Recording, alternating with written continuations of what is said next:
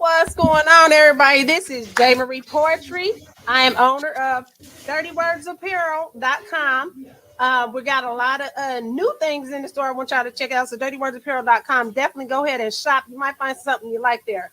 Now, I'm the host of the Dirty Pleasure Show, and we are on episode 4, The Fine Print of Relationships. So we're going to go ahead and get into our intros. Go ahead, Brandy, introduce yourself. Let people know who you are and where to reach you and where to find you on social media.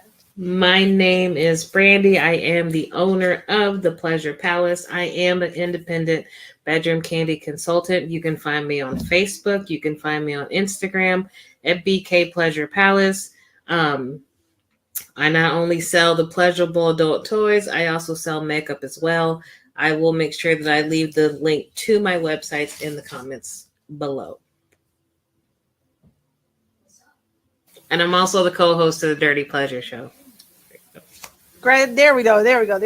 All right. So while we go ahead and get the show started, we want to talk about, so the fine print of relationships. And what we mean by that is like, there are things that you learn about your mate or about relationships in general, pardon me, that give you sort of like, okay, let me see, say you're studying for a test or a certification exam, I'm in the IT field, I'm in the IT field. So any certification that I study for, they give you like these wild ass scenarios that in the real world would not go like that at all. They give you this set of prescribed whatever, and this is how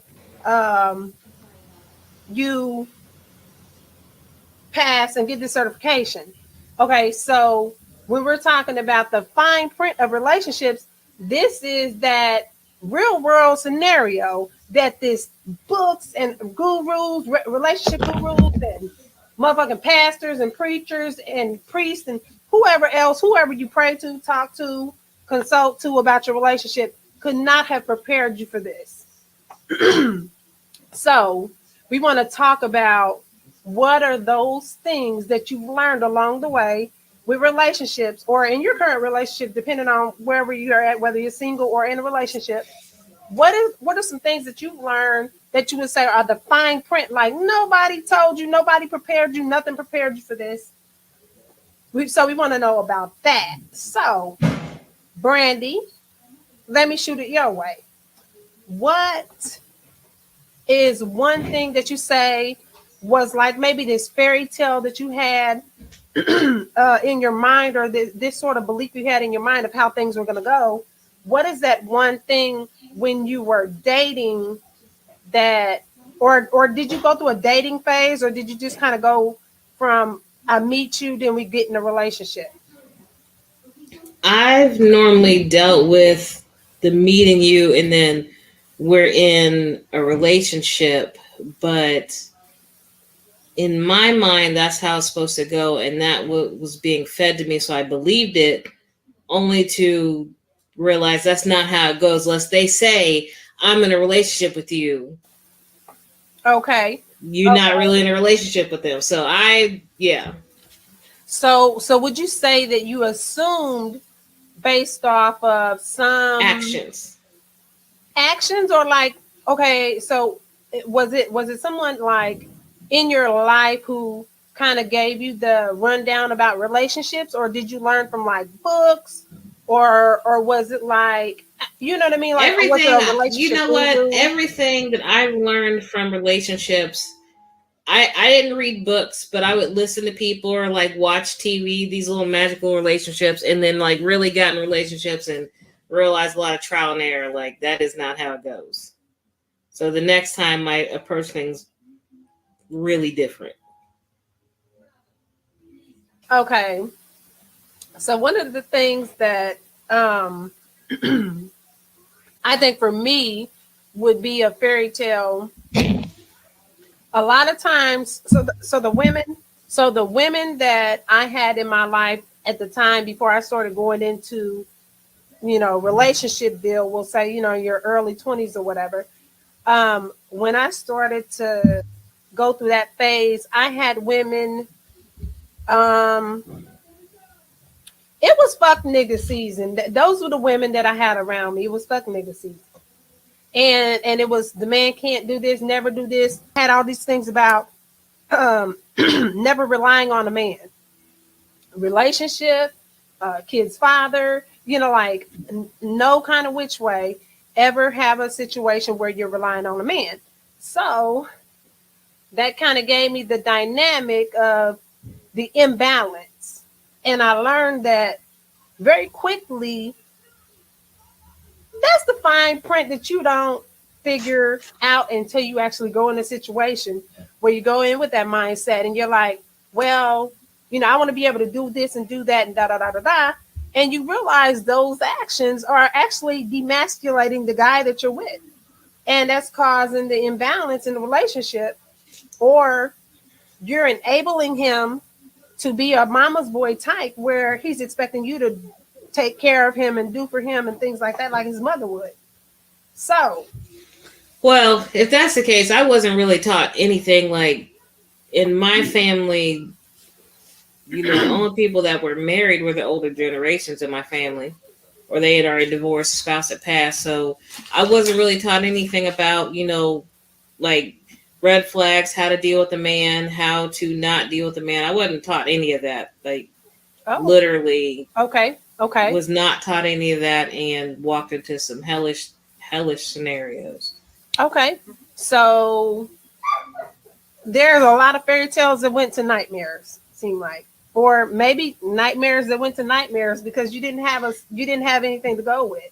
They were nightmares because I wasn't taught anything about boundaries and red flags. So they were nightmares and then turned into really big nightmares, if that makes sense. Okay, so really big nightmares. Now, when we're talking about, was it anything to do with how you reacted or how you responded or didn't respond, or was it done to you? Where it was done to me. It was done to me, and I didn't know that you can walk away from that type of thing because I was never taught about those situations. So it was stuff that was done to me, and how I reacted, I could have ended things, or it definitely wasn't. I didn't stay in that situation because it was not love. I was just never taught to walk away from that. I thought it was something I had to deal with. Okay. And we've got another guest I'm going to bring up here in just a second. But what I wanted to add on kind of to what you were saying, Brandy, was when we're talking about the fine print, and we're talking about some things that they didn't tell you. So one of the things that I think I recognized early on was that I had a interest. Let me see how I had a heightened interest in sex more than some of my mates did. And it caused there to be this sort of like imbalance in the bedroom where I was doing too much or trying to introduce too much. And they were either taking kind of like put off from it. One of the things that I started to realize was that the whole thing about sexual chemistry and sexual congruency, like you maybe you don't I don't know that I would necessarily want somebody to be the same exact as me, but not so far off that we don't see eye to eye on anything. So one of the things that I think was a huge fairy tale was this: either you have an amazing sex life, or he ain't shit. Fuck that nigga. Move on, and continue to do what you've been doing and be single and be bitter and all this other type of stuff. So there wasn't that explanation that you got to deal with some stuff. Some stuff you got to kind of try to work or tweak or whatever, fix to your liking, or to where you can deal with it or adjust yourself. So, and that was a big deal, adjusting myself. So we're going to go ahead and add Shay to the stream. Shay, we want to get your feedback on a fairy tale or some sort of situation where when you were coming up, you weren't prepared for this, whatever this is. And by the way, you look stunning, girl. Thank I like your you. glistening skin and all that. Okay. Thank you. Thank you. Thank you. But go ahead. Uh, mm, coming up, I guess I could say the same thing like Brandy. I wasn't really taught what to expect in a relationship, and I think I saw some of my female relatives in broken relationships, and I think it just kind of it made me feel like I didn't want to be in a broken relationship. So I think I actually started putting up with things that I shouldn't have, thinking that if I didn't say anything, that it would just everything would just go good. And it wasn't like that at all. Let me ask. So, were you taught to be or not complacent? You were taught to be like submissive as opposed to have a voice, or like, Well, I wouldn't say I was necessarily taught, but just looking at the females around me, they didn't say their stuff was just so messy, and I guess I got my own perceptions of their relationships. So to me, I just decided I didn't want to be in a messy relationship. So I'm just thinking if you just try to be perfect, that then okay, everything was just gonna be perfect. okay. And as long, so it wasn't necessarily the whole thing, kind of like when you get into the biblical side of it, where it's like submissive to the husband and all that. Was it that type of thinking, or was it the coming to America, the chick that was barking like a dog and hopping on one leg and all that kind of stuff? Was it that type of? Probably more so that, but mentioning biblical, as because I have been married. As I Uh-huh. was going into the marriage, I thought once I gave my life to Christ that everything would just be perfect then. So then I started trying to line up with what I thought was a biblical wife and acting like that. And I can honestly say, I think in that I a lot of issues being young, um, and learning. I wanted things to go good, but some of the things that I said and the things I did, looking at it now, it just probably really complicated. It really complicated the marriage. Oh, okay. One of the things that I think I learned was that there sometimes we emulate what we think we don't. We sometimes we emulate what we think we're not affected by. Meaning, say you're growing up and you don't want a messy relationship, like you were saying, because that the way that you perceive their interactions, their communications, and things like that was messy, or how they lack of communication was messy. In your way, your thought to clear up the mess or to not to avoid it is to instead not docile. What is the word? Complacent. Complacent. Becoming complacent in that. Let me just say what I'm trying to I can't think of the word. Rather, let me just say the actions of it. So you thought that to avoid or to mitigate going down the messy path, that if you just reversed it and did exactly opposite, that would prevent you from going down and having the same failures or the unsuccessful relationship path, the unsuccessful relationship check. Check this off the box Right. now. So I guess it's And I'm interesting because when we're talking about you actually emulated what you decided you did not want anything to do with.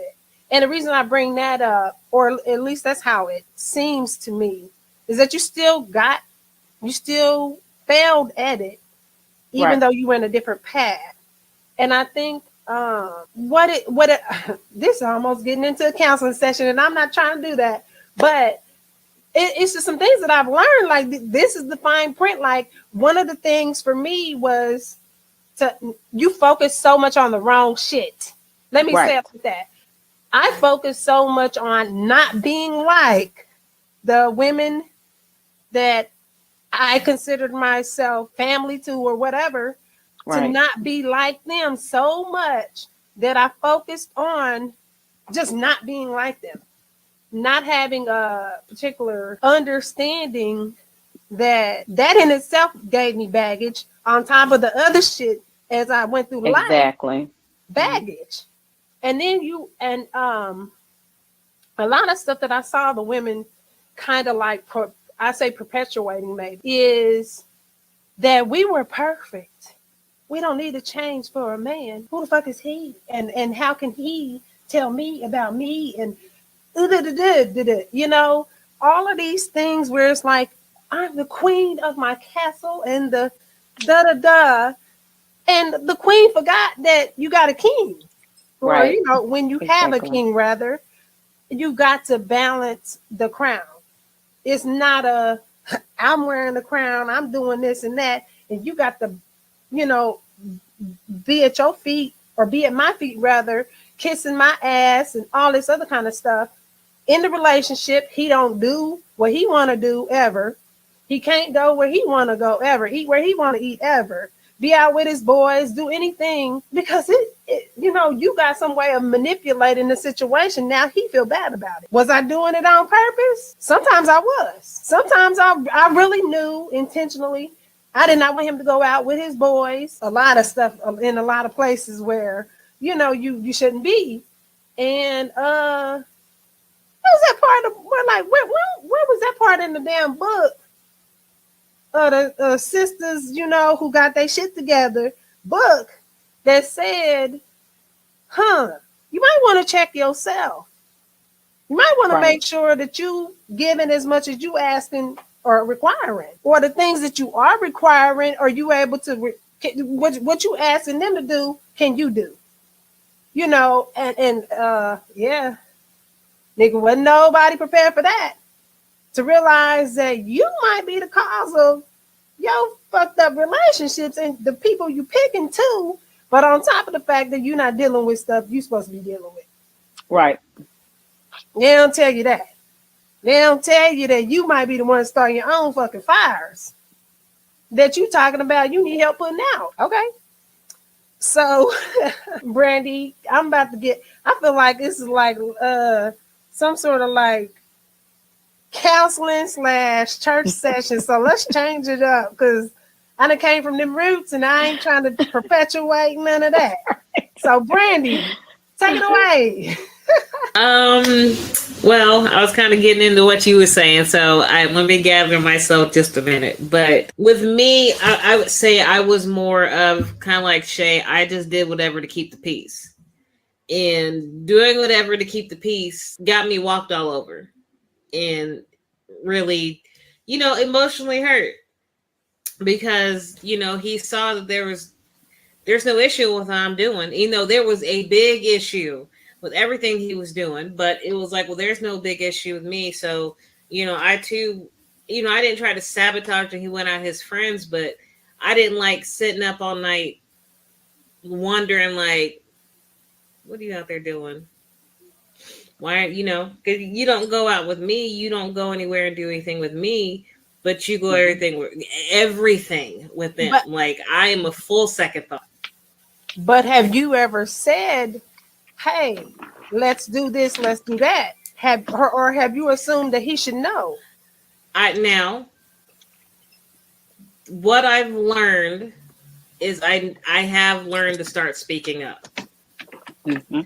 After about the second guy that completely just ran over me and did everything and knew because my heart was in the right place, they can get away with it. I've learned to speak up in trial and error. A couple times I've been like, so this is bullshit. I guess you want to do this, you want to do that. And then I had to learn it's my delivery. I can't just be like, oh, so I guess you can go hang out here. Oh, so we're just not going to go anywhere. That type of thing. And I'm sorry. And Why you stopping? Why you stopping? I was reading the messages, but what I learned to do was, just like, when are we going to go out on a date? When are we going to do this? Like, I've learned how to deliver and what am I trying to say? Communicate. I've learned to communicate because before I wouldn't communicate. I would just sit back like, okay, go do what you want, But now I'm learning like, okay, when are you going to spend time with me? When do I get to see you? And that's something I've learned from previous dealings. Like, yeah. You got to. You can't don't be mean about it because that's what creates the fights. But now what his response is that could be another issue. But if you guys are talking about it, that might change. You know what I mean? So I have learned since I've learned to deliver my problems and communicate them in an adult way. Not, saying some crazy off the wall shit. But it's actually been good. So I had to, I think since I didn't know anything about relationships, I think because of my previous dealings with toxic people, I picked up on toxic behavior and thought that's how every relationship is going to go. When it's really things I was doing for them was codependency. And when you get with somebody, and you could be either exclusively dealing with them or not, but you get with somebody who's more nonchalant, and I won't say nonchalant, but more relaxed about the way they're going, you got to learn. I don't know what I'm trying to say, but like, to me, being that nonchalant is like, you're just not interested in me. So I don't say anything. But then when I start talking about it and, trying to see what's going on with them, I notice things have gotten smoother, if that makes sense. Yeah. I might have just like went off the complete deep end, but no. Very similar circumstance. Let me just say that. We'll talk offline about that. But that's interesting. We'll talk offline. Right. So okay. I think it was interesting that when you said how you went from like not communicating to communicating, but I think also with the other person, whether it's us picking up things or them, if they had have noticed that behavior and maybe could have brought it to your attention to say, your attention, my attention, and say, okay, you're acting this way, because sometimes we may not realize exactly how that looks or how that's making a person feel. And if they're not communicating and saying anything, then sometimes the other person is holding a little they could be a little responsible too. So I think sometimes maybe what I'm trying to say is if we know each other a little bit more, then a lot of these things would be eliminated because we could work on it, we could fix it. Mm-hmm. Well, I kind of think a lot of the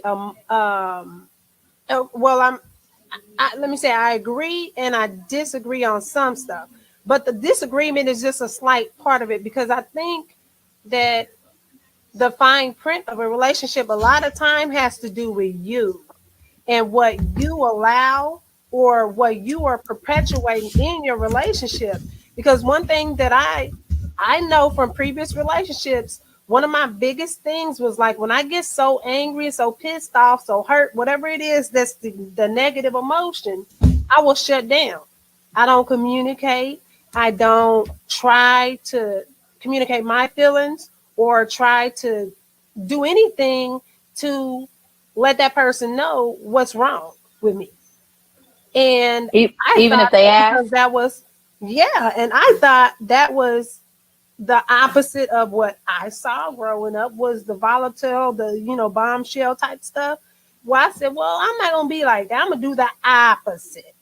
I'm gonna make sure I don't do nothing like that. Nothing. Right. And my opposite was to shut down. Well, I had to learn, and it wasn't until recently that I learned that ain't the way to do it. That ain't the way to do it. And there's a different way to go about it. And controlling your emotions is a big part of that. Because We don't control our emotions. We feel unheard. We got to yell. We got to curse. We got to belittle. We got to, or either reverse it. Oh, nobody fucking loves me. I need this and that, that part of it. Or I can't breathe without you type of bitch. And Mhm. things like that. You become that chick. I was trying not to say bitch. It came out. I mean, I'm doing good today. All right, but you become that girl, okay? And then you become that Right, woman right. who thinks it's okay. And notice I said girl, woman. So we talking about growth, thinking that you wasn't growing in that area, but you were thinking that was cool. You were thinking that no, that's a safe space. No, you're not communicating, and it's not until you recognize that it's a lot of you in this too, and what Jessica is talking about, emotionally unavailable types. I was well, I don't know if you say I was the reverse or if I was this super emotional type at one point, and I wasn't recognizing that it was me, not them, and I was being the victim, and that's the other side of the coin, I guess, is when you play the victim, or you are always the victim. You're never the one who aggressed this, or you were the aggressor, or you were in some way rather enabling that situation. I see Steven says, I'm getting to the comments.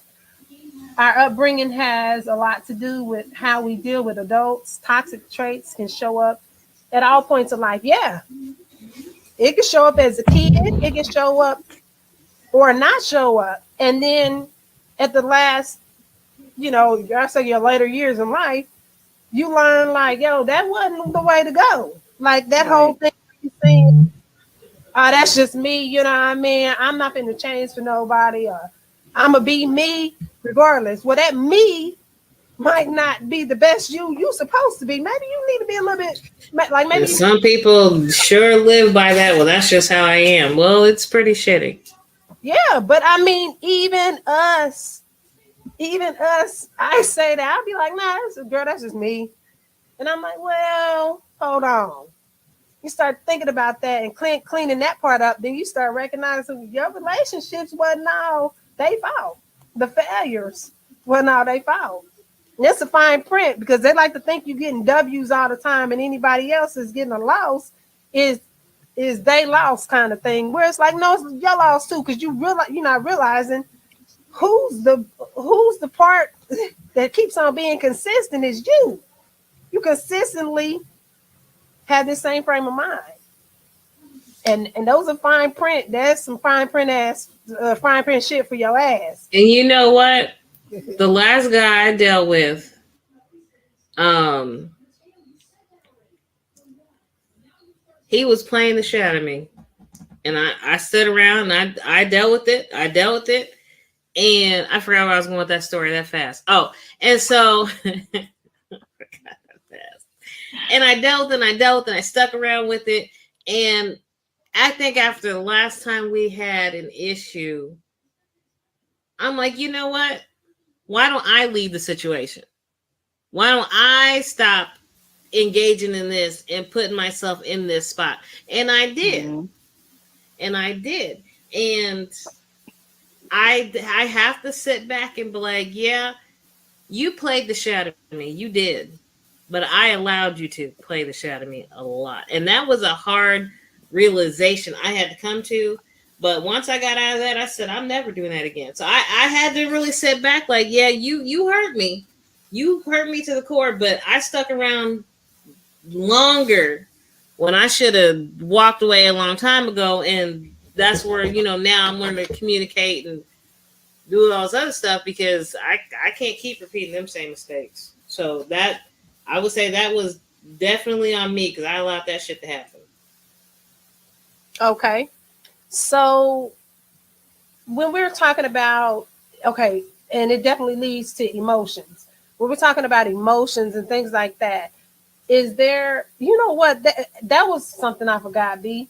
The emotional IQ test. It was something I was going to look up and I completely forgot about it. because I wanted us to talk about our scores and to kind of compare and see where, if we all kind of fall in the same range or whatever. But Yeah. we will maybe do that for the replay. We'll probably do it then. So, your emotional IQ, like, will you say that like we were talking about, are you an infant, or are you a teenager, or are you an adult when you think about your emotional IQ, like, or high school or something like that? Like, would you say you're college level, or would you say you're like middle school, elementary school, or whatever when you think about your emotional IQ? I want to say, honestly,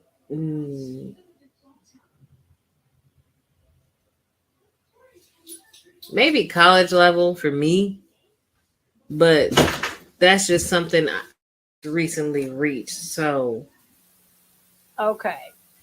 So but I'm college still learning level how as in, to, that I'm learning to be an adult in a relationship versus that younger girl that wants to argue, but will just put up with anything and just kind of just be unhappy just for the sake of having somebody. Where now it's like I'm learning to talk and regulate my emotions and learning to leave things, where they are, and meeting people where they are, type thing.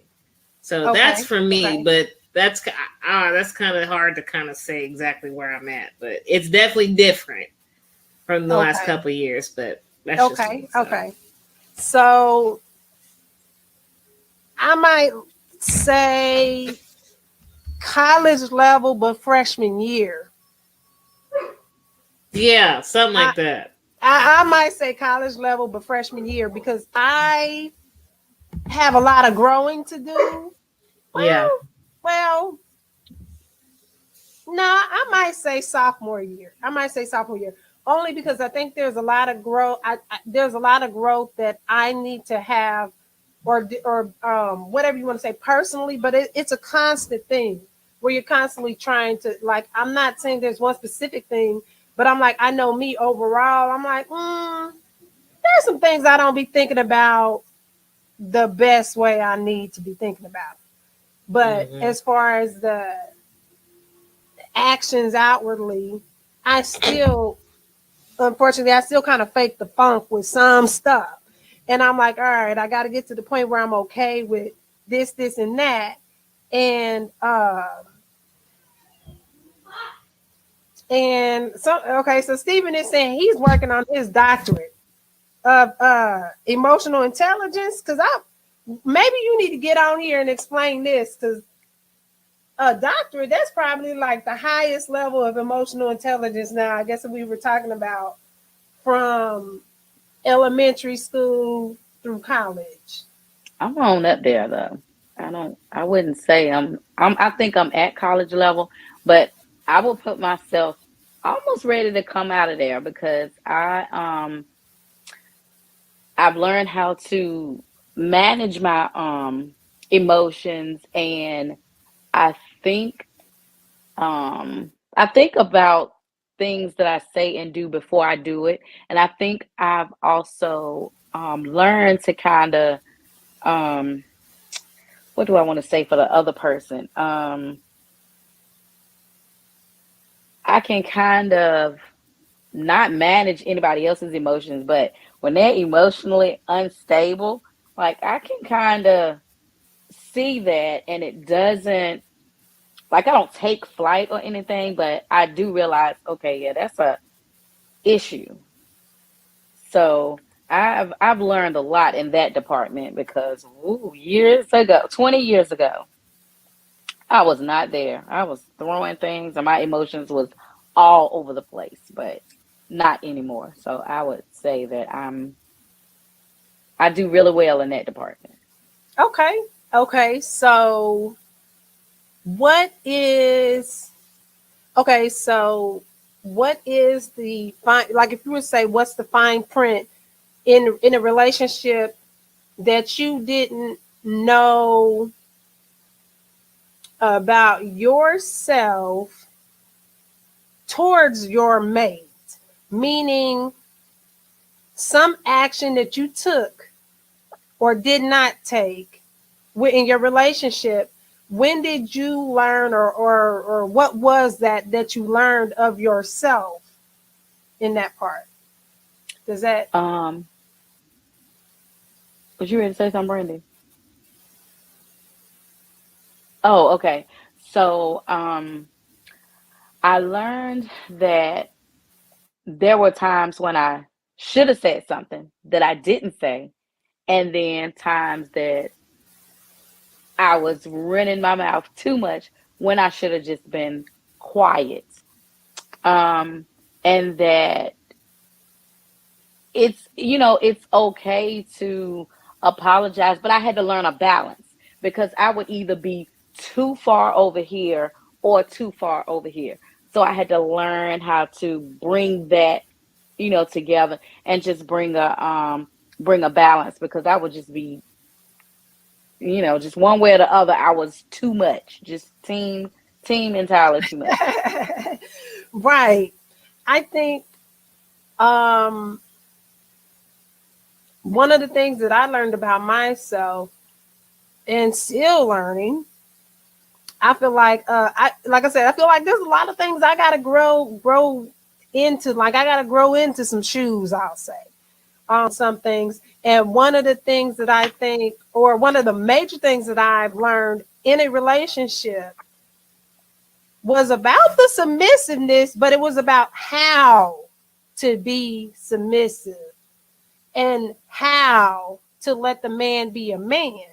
Now, I'm not going to get into no biblical stuff or nothing like that with that. But my thing with that was I needed to understand how to let him do something for me. Let him be in charge of something. Let him have some sort of ownership of some process or whatever in our relationship. Let him be the man. Like, don't always try to make the decisions or even over talking. And this is one I know I've had a lot of growth in, but just understanding to let a man be a man. And for me being such an independent woman, and that's the way I was raised because it was fuck nigga season for years. That's how I was raised. And then I had to like understand there's a balance. There are some fuck niggas that you don't need to fuck with. And you got to get your picker right and all this other type of stuff. So I had to learn that there were some things, there were some anomalies or some caveats to that upbringing that I had and that thought process that I had that I needed to break. So let me see. I'm gonna read Stephen's comment and I'm gonna bring up our next guest.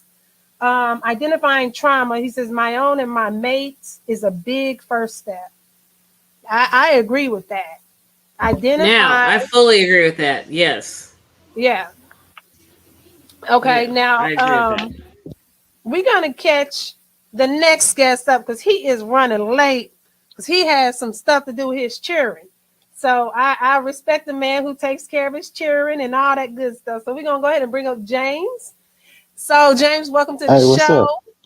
up? Let us know. Let me just get you kind of caught up. So we want to talk about like the fairy tales that you might have had about a relationship that you found out abruptly was like, oh no, nigga, you were so wrong. Like what was something like that you had a fairy tale of, whether it was of yourself in some situation or the woman that you're with in some situation or some sort of you thought she would have known this or you thought it would be this way kind of situation. Well, well, the I never really had any fairy tales about a relationship.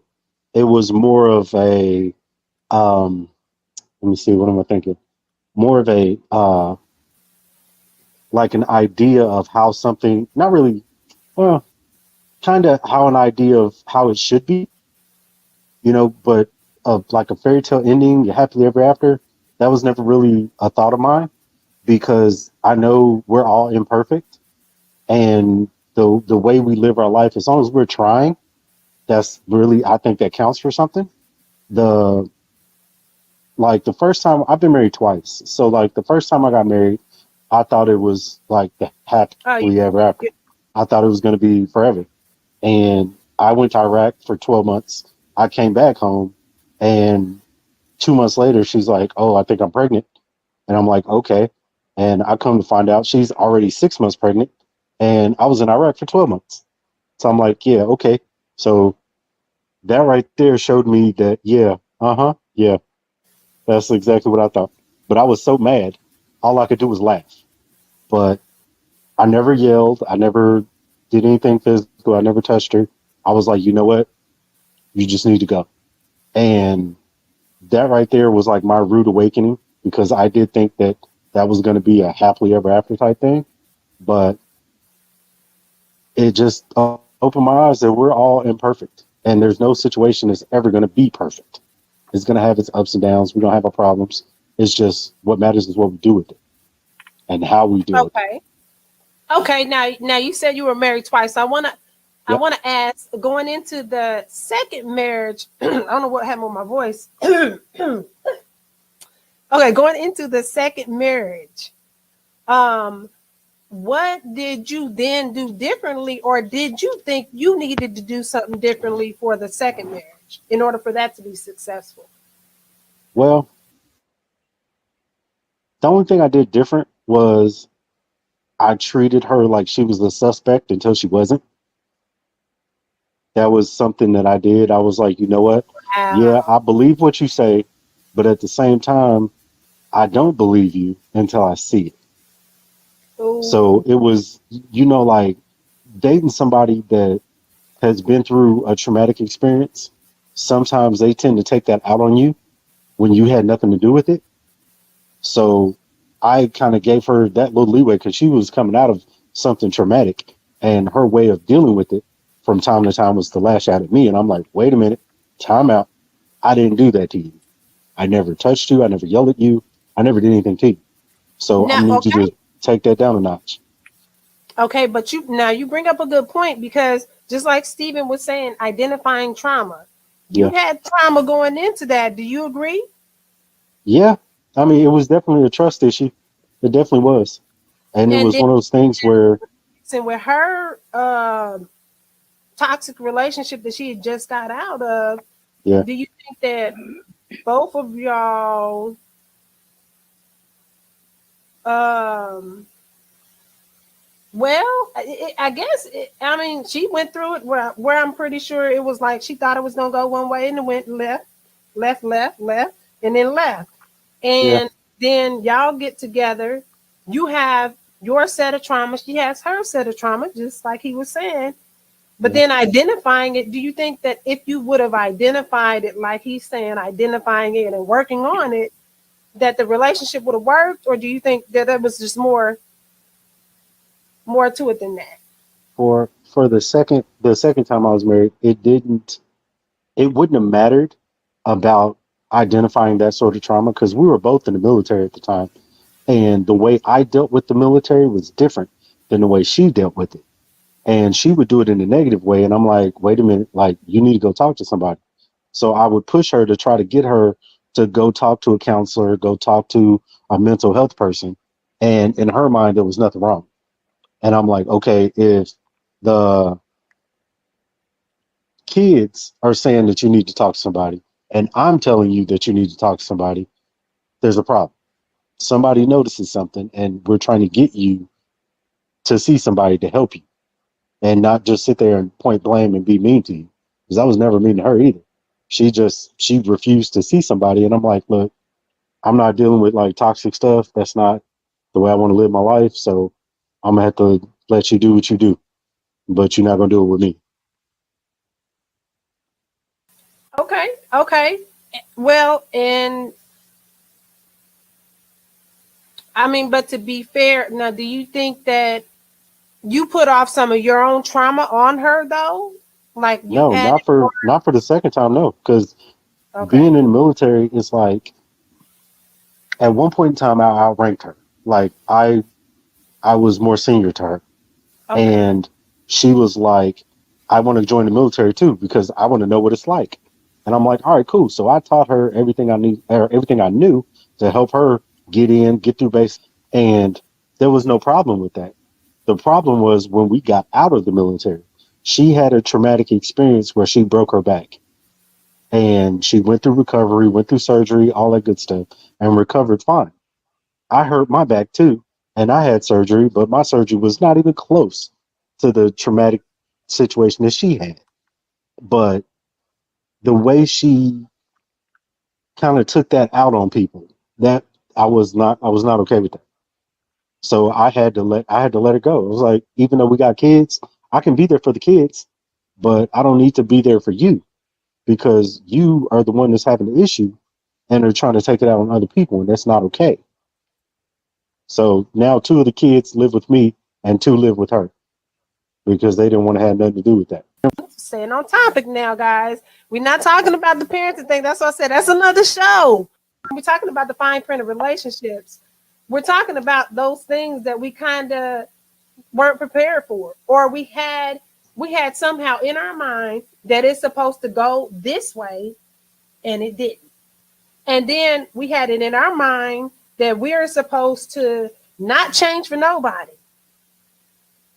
Not change for nobody. Now that's something that if you think about it, it makes sense ultimately. But if you have some toxic things about yourself that you need to change, then whether You got to reevaluate it. Tina, it don't matter. I gotta address those things because I'm gonna keep on repeating them.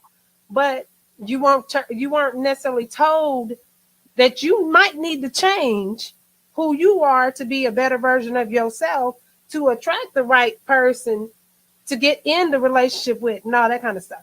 So those are things that, like, gurus, they tell you, oh, I'm gonna teach you how to catch a man, but you don't teach you how to keep him. I'm gonna teach you how to get your girl, get your dime, whatever, but you don't teach them how to keep them. So it's a lot of stuff that we find out along the way that our parents or whoever it was that gave us the game didn't give us the entire game because they didn't know what we were going to experience or how we were going to have somebody come in our space and completely take us out of our character. And we met online, talked for a little bit. She was like, hey, you want to go to the casino with me? I was like, okay, that's not really my scene, but all right. I'm not a huge fan of casinos, but all right, let's go. So I meet up with her at the casino, and we're sitting there. That's all I spend. Once I make my $20 back, I put my $20 back in my pocket. Then I play with the casino's money because I'm not trying to lose, a whole paycheck playing around at the casino. I ain't got money to give out like that. So she takes her 20 and she gets up to like $200 on a penny slot. So I reach over and I press cash out. Cashed her out. Took that little slip, stuck it in my pocket. And she put her 20 back in there. And okay.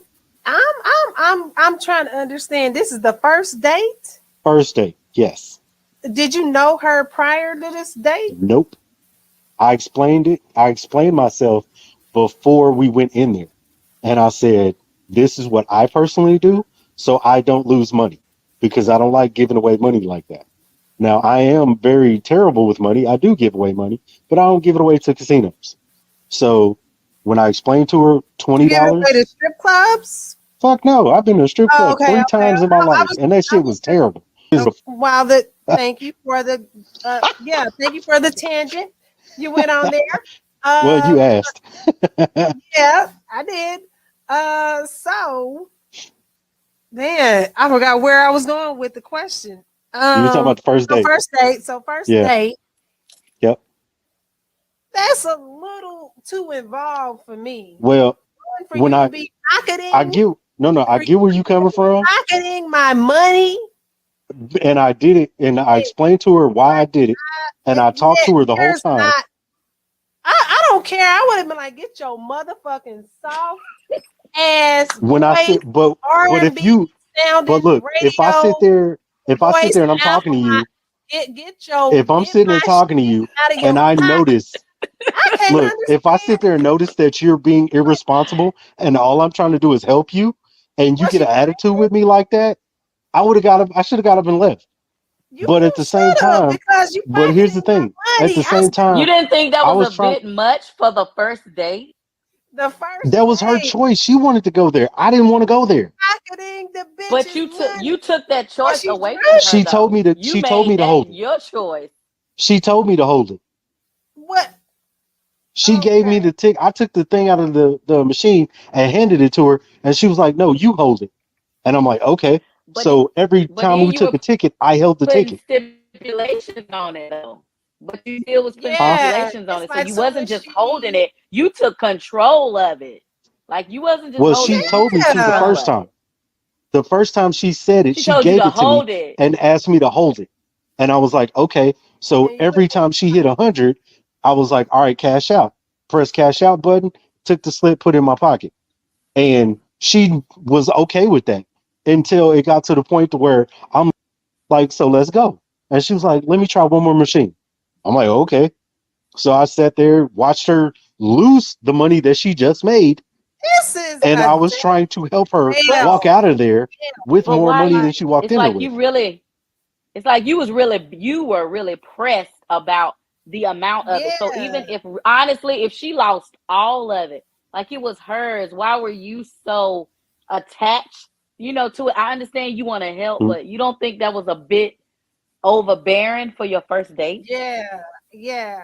I looked at it as I wanted to show her that I actually am a decent dude. I'm not trying to take advantage of her.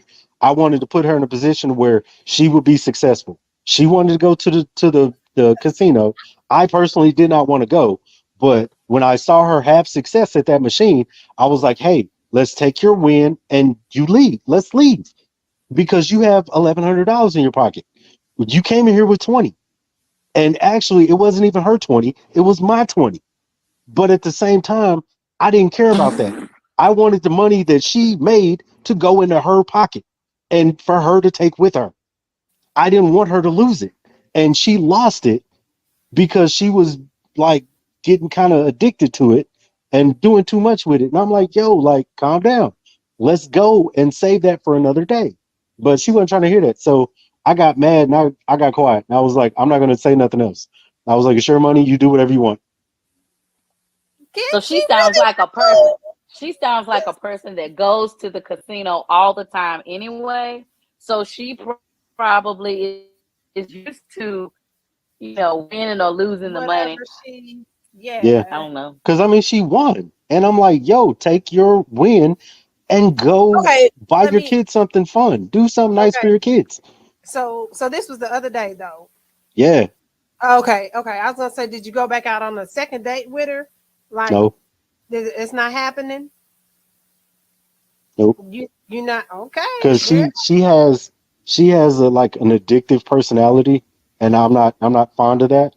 So okay. I didn't say It nothing to her about it. sounds I like it. just that's not my thing. Like I don't really deal with people that have that addictive personality where they get stuck on stuff like that or they act like that, especially if somebody's trying to be nice to her. Like I went above and beyond to be nice to her.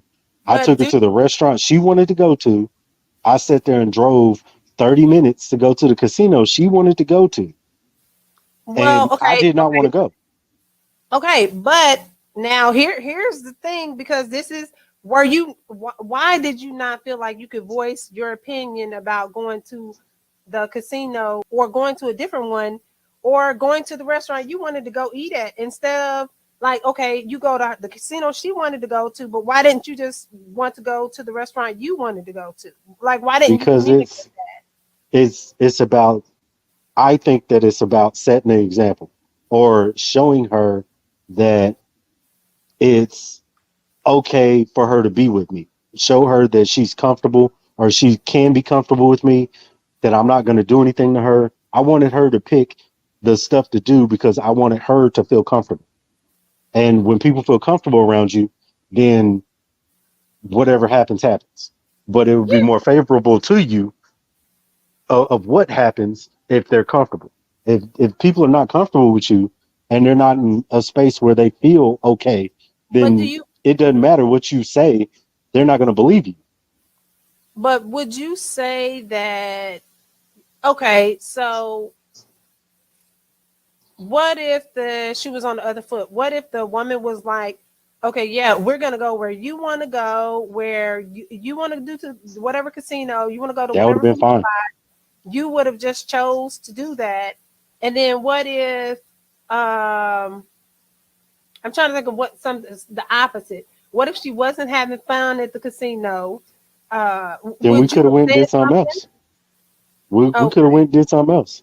I mean, because my thing is like this. It's like when you sit there and you go out with somebody for the first time, you want to see what kind of person they are.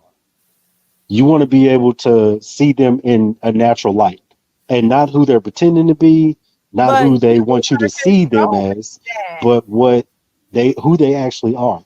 And to be But able to see, huh? I'm saying, but you were controlling that because you're saying you want them to be the natural person. You want them to be who Yeah, they're gonna be, but you were controlling who she was gonna be. She was about to be a balling ass or a broke ass bitch, one of the two. she was about to lose And, all her money. and And she was who I she didn't was want gonna to be, but I didn't want to be the person that sat there and let her do it. be. But If that's I you see something, controlling because the like I look at it like with my kids, for instance, if my kids are older, so if one of my kids was out somewhere and they were about to do something stupid or something that was going to cause them some sort of pain or some sort of messed up situation, I'm going to do what I can to make sure that they don't experience that. So that's what I did in this situation. I tried to do whatever I could to help her not experience being pissed off because number one, she went in there and lost all her money. Like I didn't want that to be the tone for any future interactions we had. So now she looks at it like, okay, huh? well, you're saying now she looks at it like something. Well, if you're not gonna go out on a second date with her, she don't look at it like nothing. Well, I'm Then saying y'all at are that time, gonna I okay. didn't want her to look at me and be like, oh, this dude just don't care. You know, I showed her that I do care for her as an individual. I do care about her well being. I Well, do care what you that should have did was said when you was ready to go, she didn't want to go. You would have said, "All right, well, I'm finna head out. You can call yourself an Uber. I got somewhere to be." I could have, but I was sitting there being patient. I was trying to see who she was. That's Well, that's and you how see I who she that's is. how I test people. Who she I just is. sit back and try to let them show me who they are. All right. We're wrapping up the show. Thank you all for tuning in to the Dirty Pleasure Show. My name is J. Marie Portry. I am the host of the Dirty Pleasure Show, and she's a bedroom candy consultant. You can find her at BK Pleasure Palace, BK Pleasure Palace on Facebook and Instagram, and BK Pleasure Palace at gmail.com is her email address. Find out all the adult toys and all the little trinkets and things like that for the bedroom, y'all. Go ahead and check them out because I'm telling you, she might have some good sales for you.